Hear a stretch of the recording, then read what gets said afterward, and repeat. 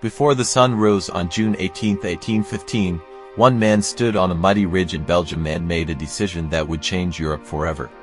This wasn't just another clash of armies, it was a chess match with cannons, cavalry, and timing. And at the Battle of Waterloo, one mistake would end an empire. After escaping exile on March 1, 1815, Napoleon Bonaparte returned to power in France. Europe panicked. Within months, a coalition formed to stop him. Napoleon knew he had to strike first, before his enemies could unite.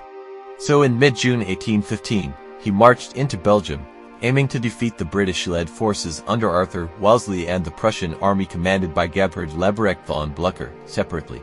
Divide, crush, conquer. On June 16, 1815, Napoleon defeated the Prussians at Ligny, but he failed to destroy them completely. That decision would haunt him. By the morning of June 18, 1815, Wellington had positioned his army along a ridge near the village of Waterloo. It looked ordinary, but it was brilliant. His troops stood behind a reverse slope, hidden from direct artillery fire. When French cannons roared, many of the shots overshot their targets, slamming uselessly into the far side of the hill.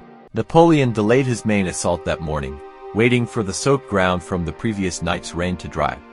The mud slowed artillery and infantry movement, but every hour he waited was an hour. Blücher's Prussians were marching closer.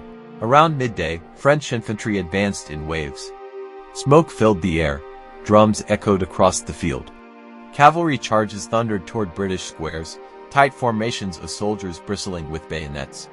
Again and again, the Allied lines bent, but did not break.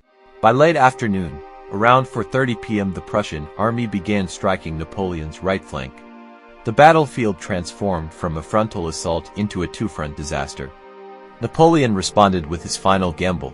He sent in the Imperial Guard, his most elite and defeated troops. As evening approached on June 18, 1815, the Guard advanced.